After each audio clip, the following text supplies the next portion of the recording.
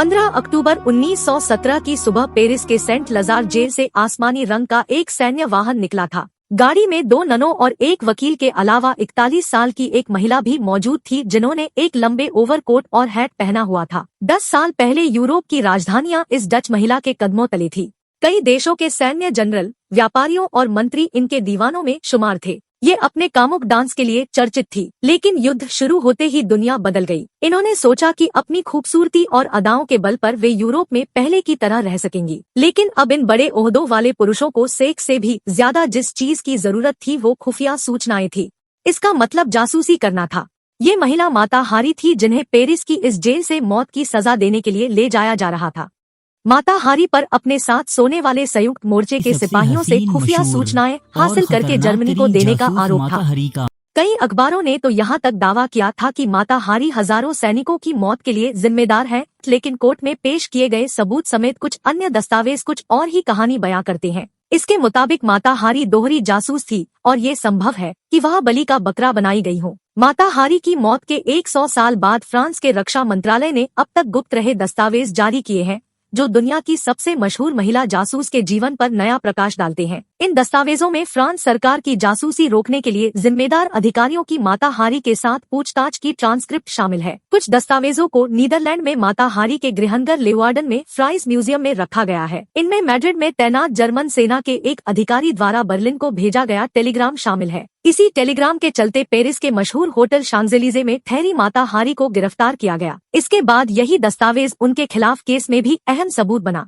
त्रासदियों से भरा माता हारी का जीवन। 1876 में पैदा होने वाली माता हारी के बचपन का नाम मार्गेटा सेला था। इंडोनेशिया में माता हारी का अर्थ सूर्य होता है, लेकिन इस नाम के साथ जिंदगी जीने वाली इस महिला जासूसी का जीवन बेहद ही अलग और त्रासदी से भरा हुआ था। डच ईस्ट इंडीज में असफल शादी के बाद माता हारी ने खुद को पहले विश्व युद्ध से पहले पेरिस के खूबसूरत दिनों की सबसे बेमिसाल सुंदरी के रूप में स्थापित किया। ये वो दौर था जब माता हारी के डांस प्रोग्राम यूरोपीय समाज के सबसे ऊंचे तबकों में प्रवेश के टिकट की तरह हुआ करते थे। फ्राइज म्यूजियम के क्यूरेटर हंस ग्रोनवेग बताते हैं, माता हारी अगर जासूसी ना भी करती तब भी उन्हें इस सदी के शुरुआती दिनों में यूरोपीय राजधानियों में उनके काम के लिए याद किया जाता। माता हारी ने कपड़े उतारते हुए डांस करने वाली नृत्य शैली की खोज की। हमारे पास उनकी स्क्रैप बुक है, जिसमें अखबारों की प्रतियां और तस्वीरें हैं। वह एक सेलिब्रिटी थी, लेकिन दुख की बात है कि माता हारी को लेकर जो मिथक कायम है उसमें जासूसी वाला पहलू मुख्य है। इतिहासकार करते हैं माता हारी का बचाव। बीते कई सालों में इतिहासकार माता हारी का बचाव कर चुके हैं। कुछ लोग कहते हैं कि माता हारी की बलि दी गई थी क्योंकि फ्रांस को जंग में मात खाने के लिए किसी भेदिए को जिम्मेदार ठहराना था। महिलावादियों के लिए वह एक आसान शिकार थी, क्योंकि उनके अनैतिक मूल्यों का नाम लेकर उन्हें फ्रांस का सबसे बड़ा दुश्मन ठहराना आसान हो गया। पियरे बोचर्डन ने माता हारी से जो पूछताछ की थी उसे अब तक इतिहासकारों से दूर रखा गया था, लेकिन ये जानकारी उपलब्ध थी कि लंदन में British secret intelligence service MI6 ने माता हारी से पूछताछ की थी, जिसके बाद वह स्पेन के रास्ते फ्रांस पहुंची। जर्मन अधिकारी के टेलीग्राम से हुई गिरफ्तारी।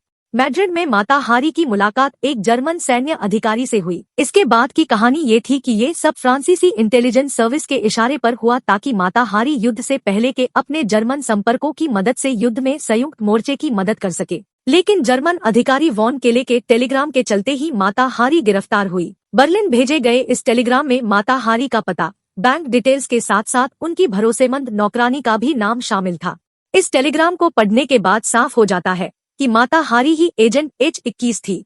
फ्रांसीसी इंटेलिजेंस सेवा को मिला हुआ ये टेलीग्राम ल्यूवार्डन एग्जीबिशन में जांच के लिए उपलब्ध है। ये कहना चाहिए कि टेलीग्राम का आधिकारिक अनुवाद उपलब्ध है, क्योंकि इसी में असली खेल छुपा है। कुछ इतिहासकारों के मुताबिक टेलीग्राम के पूरे किस्से में ही झोल है। ये तर्क दिया जाता है कि फ्रांस ने जर्मन के टेलीग्राम लिखने की कोड भाषा को समझना शुरू कर दिया था। यही नहीं, जर्मनी को भी इसकी जानकारी थी। इसके बावजूद जर्मन अधिकारी वॉन कैले ने उसी कोड भाषा में टेलीग्राम लिखा। दूसरे शब्दों में कहें तो वह चाहते थे कि फ्रांसीसी अधिकारी इस टेलीग्राम को पढ़ लें। टेलीग्राम किस्से की दूसरी थ्योरी। इस मुद्दे पर ये सवाल भी उठाए जाते हैं कि अभिलेखों में सिर्फ अनुवाद की प्रति क्यों है और असली टेलीग्राम कहाँ है। कहाँ तो यहाँ तक जाता है कि फ्रांसीसी अधिकारियों ने माता हारी पर आरोप मढ़ने के लिए खुद ही ये टेलीग्राम पैदा किया, क्योंकि इस तरह उन्हें उनकी जरूरत पूरी करने वाला जासूस मिल गया और जनता भी खुश हो गई।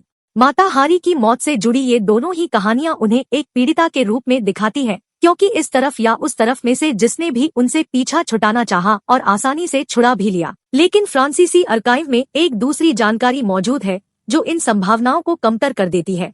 ट्रांसक्रिप्ट बताती है कि जून 1917 में कई बार पूछताछ के बाद माता हारी ने कबूल करने का फैसला किया। पियरे बोचर्डन से पूछताछ में उन्होंने कहा कि वह जर्मनी के लिए काम कर रही थी।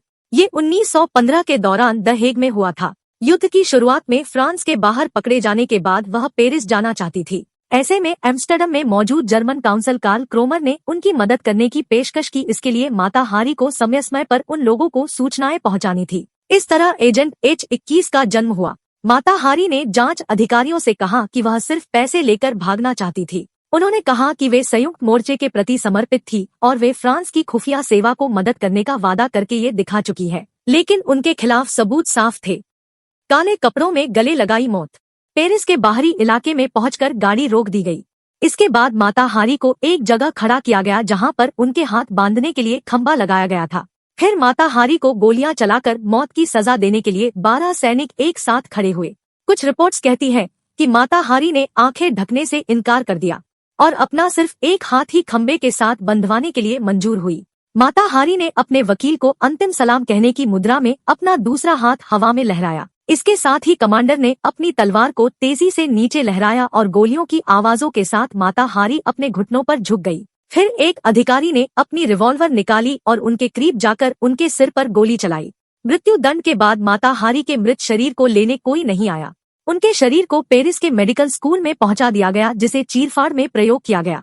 उनके चेहरे को एनाटॉमी म्यूजियम में संग्रहित किया गया, लेकिन 20 साल पहले उनका चेहरा गायब हो गया और उनके चेहरे को चोरी हुआ माना गया है।